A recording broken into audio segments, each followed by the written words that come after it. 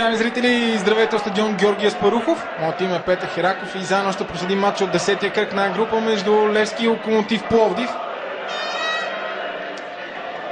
Ето ги всъщност и съставите на двата отбора. За Левски на вратата е Пламен Илиев с втори номер Дъсни Милдер, трети Ромейн Елиса, четвърти е Станислав Ангелов, девети Жоао Сила, 16-ти Кристовал Рамос, 19-ти Базил де Карвалю, 22-ти Илиян Йорданов, 25-ти Даниел Димов, 28 номер Ноно Пинто и номер 45 Владимир Гаджев.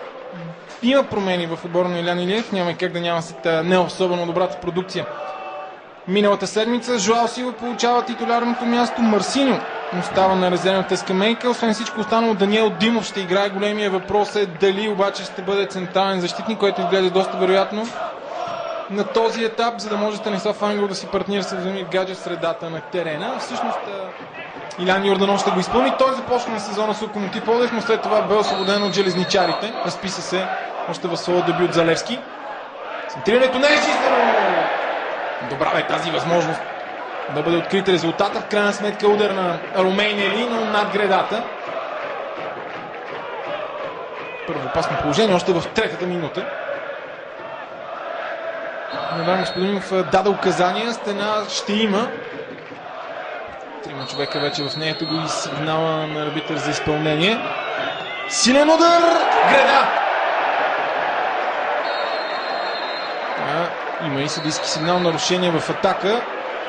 Жоао Силва ще се да щупи гредата в 5 минути с този страховит содър от пряк свободен удар.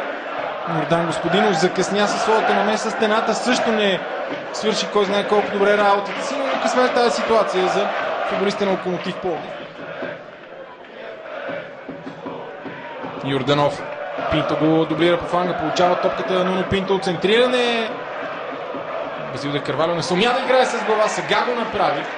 Направо в ръцете на Йордан Господинов. Де Карвалю успя да се справи с Котев, а след това и сам да отнеме топката да стреля Де Карвалю. Ели, още едно диагонално подаване. Милдер много добре овладя топката.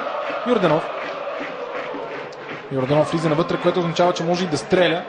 Все още обаче не го прави. Подаване за Рамос. Малко по-дълго дете, отколкото трябваше, но Рамос все пак настигна топката, центриране и той изглежда доста силно високо. Милдер връща топката в опасната зона. Там намеса на Златински, който избива въгов удар.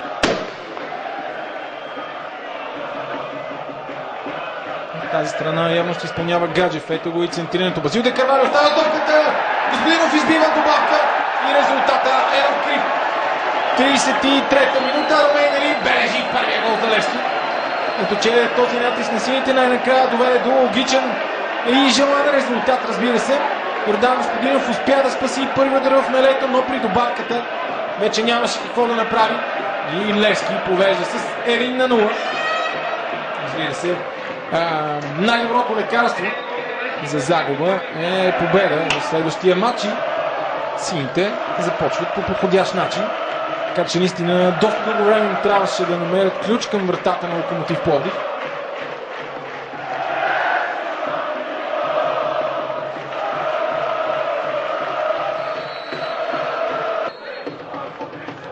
Центиране на Златински, Ангелов изчиства. Гаджев не сумя да прави топката достатъчно далеч от наказателното. Маламов. Гаджев на почивката е сменил своите бутони. Гаджев търси Базил де Карвалю. Няма засада. Базил де Карвалю. Жоао Сила му оказва подкрепа. Подаване за Жоао Сила. Това трябва да е 2-0. И е 2-0 за Левски.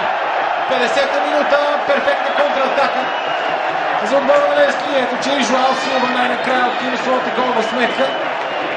За засада нямаше. Примите на двете подавания. Много сериозна заслуга. Разбира се и на Гаджев и на Базил де Карвалю. Базил де Карвалю отигра ситуацията така, както трябва да го направи. Подаде на своя съотборник, вместо да се пълкоми и да стреля, и съвсем логично. Левски вече има 2 чисти гола аванс.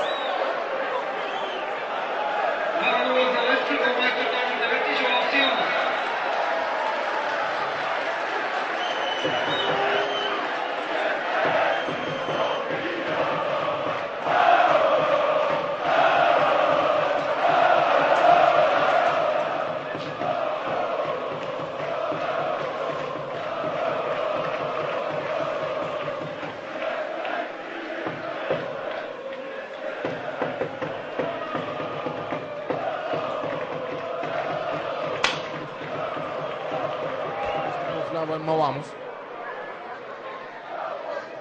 Добре разиграха тук гостите. Диего в наказателното поле и това е гол в полза на Локомотив.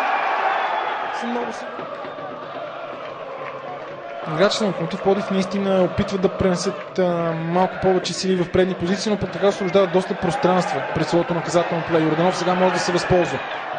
Връща назад към точката на Дуспата. Рамос ще стреля! Господинов спасява. Всички възможност бе това за Левски да вкара. Прекрасно подаване нали, към Гаджев. Рамос тръгва вдясно към него, насочва подаването. Рамос наказателното поле за Базил де Карвалио. И няма гол. Още един невероятен пропуск на сините. Базил де Карвалио сам някъде на около 7 метра от гол линията вдигна топката над гредата.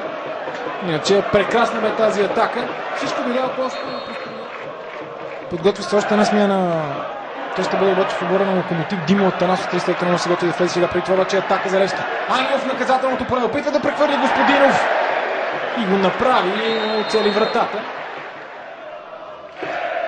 Марсини успя по някакъв начин да играе с топката, не обаче да намери Базил де Карвалио. Сега вече това се случи. Гаджев. Гаджев ще стреля, но няма да оцели вратата. Ноно Пинто. Милдър тръгва по десния фланг. Към него е насочено подаването. Успява да владее холандеца. Лошо си провежда обаче. Все пак стига до топката. Стреля! Цел във вратата. Прави впечатление, че играчите на Локомотив наистина се изтеглиха много напред. Някъде на 10 метра. Ели. Чисти в тъч. Поглежда своя часовник Георги Игнатов. Явно обаче ще остави и тази атака на Локомотив. Ето го центрирането и това е всичко. Левски спечели с 2-1 срещу Локомотив Пловдив. Много 10-тия кръг на А група. Сините имаха доста сериозно превъзходство през по-голямата част от двубоя. И успяха с голове на Ромейн Ели и Жоао Силва, първи техни за клуба, да стигнат до аванс от 2 гола. След това Локомотив върнено попадение благодарение на Атанас Курдов и автогол на Ноно Пинто. Това ще трябва да проверим какво е записал съдията всъщност на този двубой. След това сините имаха няколко положения да стигнат до трети гол. Пропиляха ги обаче с лека ръка, за да се наложи да треперят в последните минути. Не, че Локомотив имаше кой знае какви възможности да стигне до гол. Важното обаче от гледна точка на Левски е, че след загубата във вечното дерби сините спечелиха с 2-1 и се връщат на правилния път, и както се очертава Лудогорец да загуби точки в Бургас. Разликата до върха на класирането може да бъде минимална, ако въобще има такава. Това беше всичко от мен, Петър Хераков. Лека вечер и до следващия път.